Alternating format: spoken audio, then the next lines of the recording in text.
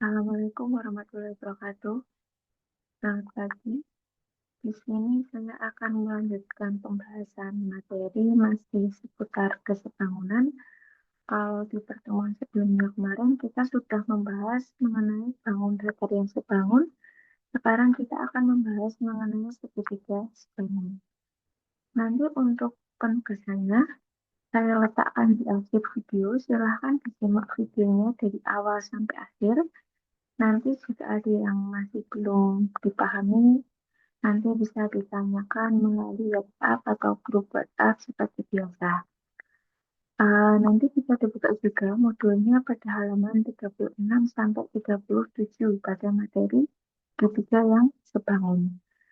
Jadi langsung saja, adapun untuk syarat dua buah segitiga itu bisa dikatakan sebangun itu ketika memenuhi syarat yang pertama, dua sudut yang bersesuaian sama besar, sisi-sisi yang bersesuaian sebanding, dua pasang sisi yang bersesuaian sebanding, dan sudut yang diapitnya sama besar.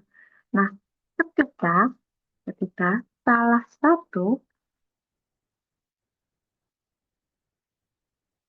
ketika salah satu dari syarat ketiga ini ada yang terpenuhi, maka dua buah segitiga tersebut bisa dikatakan sebangun.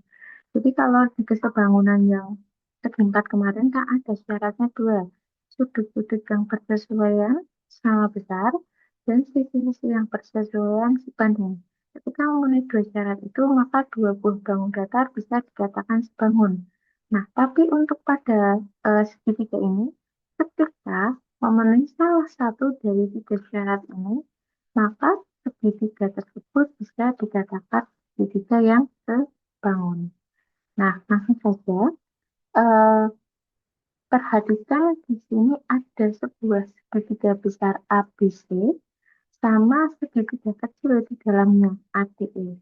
Nah, kita akan menunjukkan kesebangunan dari segitiga ABC dan ADE yang nanti akan berakibat eh, hubungan antar sudut nanti akan menghasilkan sisi-sisi yang bersesuaian itu nilainya sebanding. Nah, jadi langsung saja di sini. Di sini perintahnya tunjukkan segitiga ADE sebangun dengan segitiga ABC. ADE tadi yang dalam kecil dan ABC itu yang besar. Kemudian tentukan sisi-sisi yang sebanding. Nah, di sini sudut ADE, tadi itu berarti di sini itu besarnya sama seperti sudut ABC. Ingat, ini sudut B sama sudut B itu menghadap ke arah yang sama. Berarti sudut B dan sudut B itu merupakan sudut yang saling menghadap karena menghadap ke arah yang sama. Sudut yang saling menghadap kemarin memiliki besar yang sama. Kemudian yang kedua, AED. AED, berarti ini yang di sebelah sini. Itu besarnya sama seperti ACD. Ini yang di bawah. Ini juga sama, dia sudut yang saling sehadap karena sama-sama menghadap ke arah yang sama untuk AED sama AED. Kemudian ada satu sudut lagi yaitu DAE. DAE berarti di sudut A di sini. DAE pada segitiga yang kecil ya. Kemudian sama sudut BAC. BAC. Nah, BAC ini kebetulan di segitiga yang besar dan posisinya letaknya sudut A itu sama-sama bertumpuan atau di atas sama di bawah. Nah, itu dinamakan posisi yang saling berhimpit yang guru coret di sini. Jadi A itu miliknya dua segitiga, yaitu segitiga CAE dan segitiga BAE, gitu ya. Nah, akibat akibat dari ini segitiga ini tadi, maka ketiga sudut yang bersesuaian itu memiliki besar yang sama. Maka segitiga ABC itu dikatakan sebangun dengan segitiga ABE. Jadi yang segitiga besar tadi ABC sebangun dengan segitiga ABE. Nah, akibat dari kesebangunan itu tadi, sisi-sisi yang bersesuaian dan sebanding, yaitu nilainya, ingat ya, kemarin sebanding itu nilainya tidak sama, tapi dia memiliki nilai perbandingan yang sama dengan posisi letak sisi yang saling berkesesuaian. Nah, akibat dari sudut yang saling sepadan, sudut yang saling berhimpit dari tiga ini tadi yang sudah kita buktikan, itu mengakibatkan panjangnya si AB itu berarti sini, itu sebanding sama panjangnya si AB. AB itu berarti dari ujung sini sampai ujung bawah. Ini adalah AB. Jadi panjang AD itu sebanding sama panjang AB. Kemudian panjangnya DE, ini sebesar yang atas, DE yang sini, itu sebanding dengan sisi-sisi yang di bawahnya, yaitu BD. Dan satu lagi, panjangnya AE itu berarti yang di sini, itu sebanding dengan panjangnya AC. Nah, yang panjang. Nah, itu sampai bawah. Gitu. Nah, ini akibat, ini merupakan akibat sisinya yang saling bersesuaian dan memiliki perbandingan yang sama. Nah, ini nanti yang saya kotakkan warna-warna ini akan kita gunakan untuk menentukan nilai-nilai atau panjang sisi yang saling bersesuaian atau sebanding dan sisi yang belum diketahui panjangnya. Nah, misalkan di sini contohnya.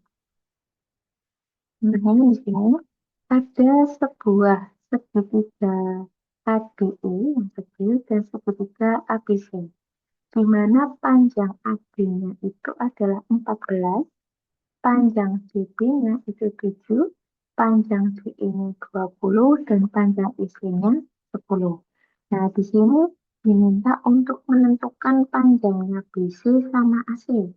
Nah, sebelum kita menentukan panjangnya BC sama AC, kita tentukan dulu eh, nilai-nilai yang sudah diketahui pada segitiga ADE sama ABC. Jadi kita identifikasi dulu biar lebih enak nanti untuk penyelesaiannya.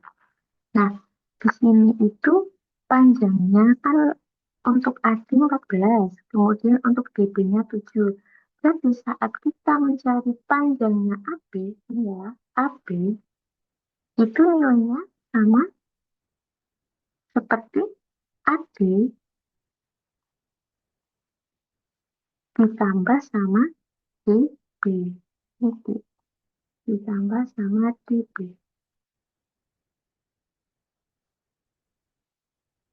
Di mana AD-nya itu panjangnya 14 dan panjang DB-nya itu adalah 7.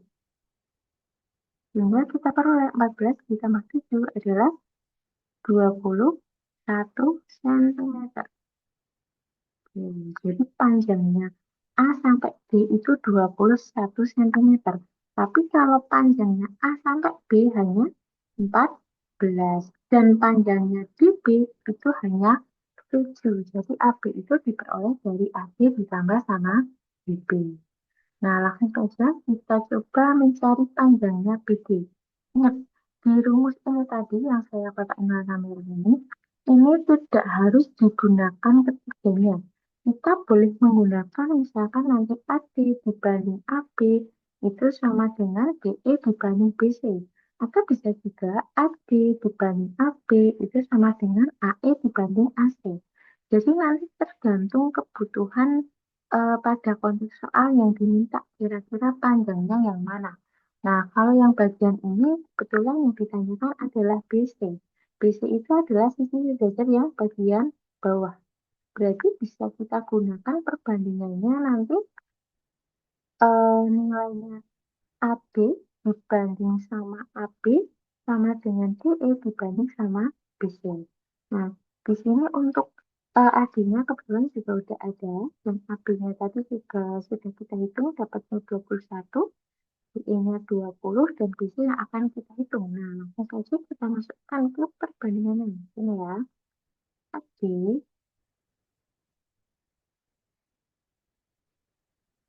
dibanding sama AB. Jadi kayak sisi yang pendek dulu dibanding sama sisi yang panjang ya. AB sama dengan DE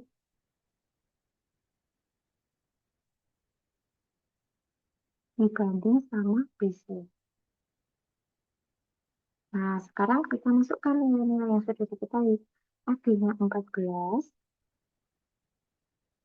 AB-nya tadi sudah kita hitung ini 21 cm sama dengan DE-nya 20 dan BC-nya yang mau kita cari. Jadi tetap dituliskan BC. Nah, kalau bentuknya sudah seperti ini, berarti nanti kita lakukan perkalian silang. Ini ya, yang Ibu berikan tanda warna hijau. Kemudian kita akan melakukan operasi pengilangannya, berarti di sini 14 dikali PC sama dengan 20 dikali 21. 14 kali PC berarti 14 PC sama dengan 20 dikalikan sama 21 berarti 420.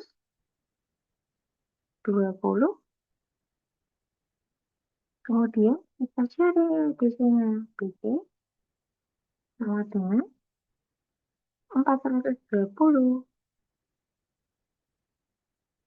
dibagi dengan 14. Sehingga diperoleh nilai BC-nya 420 dibagi dengan 14 dapatnya 30 cm. Berarti panjangnya BC adalah 30 cm. Nah, kemudian untuk pertanyaan kedua adalah panjangnya AC. Nah, untuk panjangnya AC itu kan dari sini ya, dari ujung sini sampai ujung yang bawah. Tapi di sini yang diketahui baru nilai EC-nya, di mana EC-nya itu nilainya 10. Padahal AC itu bisa kita peroleh dengan cara menjumlahkan AC itu sama dengan AE ditambah sama EC.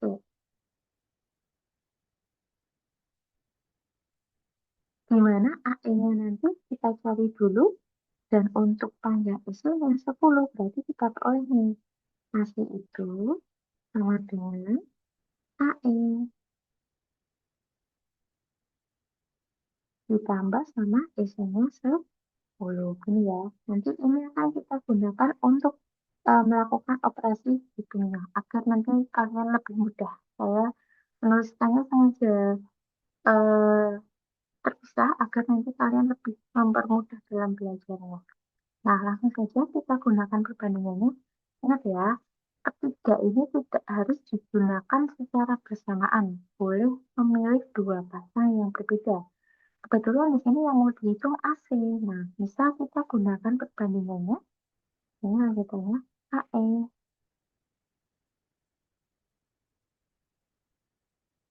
dibanding sama AC sama dengan coba kita gunakan garis yang sejajar di tengah ini ya. Garis yang sejajar di tengah ini kan kebetulan ini sudah diketahui semua. Dan yang perlu diingat, kalau di atas posisinya yang garis pendek, semuanya harus garis pendek dulu.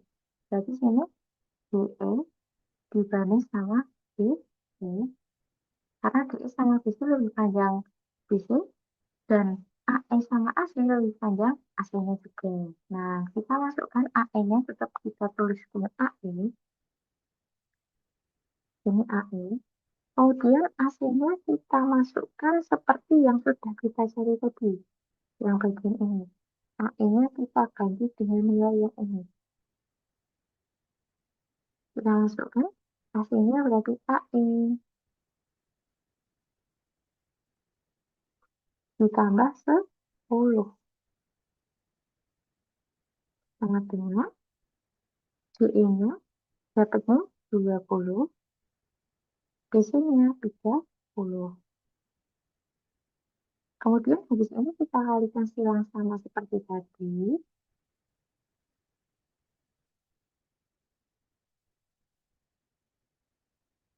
Ini diperoleh AI.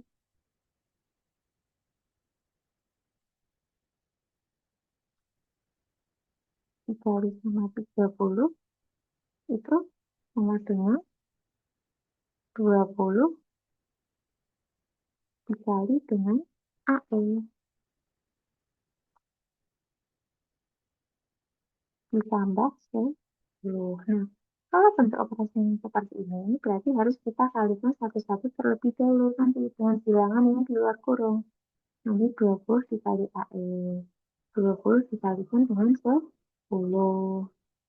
Sehingga kita dapat nih, AE dikali 30, berarti di sini 30 AE. Ini 30 AE. Sama dengan 20 kali AE, seperti yang warna hijau yang buku digariskan panjang ya, 20 kali AE, berarti 20 AE. Ditambah 20 dikalikan 10, berarti 200. Sehingga kita peroleh, kita pindah ruas AE-nya. 2 AE-nya kita pindah, 20 AE-nya kita pindah ruas, jadikan satu ruas dengan 30 AE. Jadi sini 30 AE.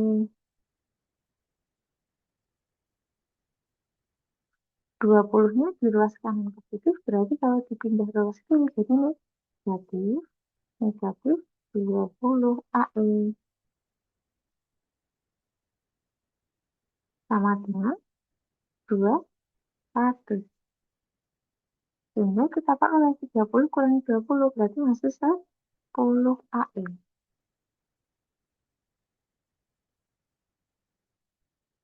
10 AE sama dengan 200. Sehingga AE-nya sama dengan 200 dibagi 10. Dan kita peroleh AE-nya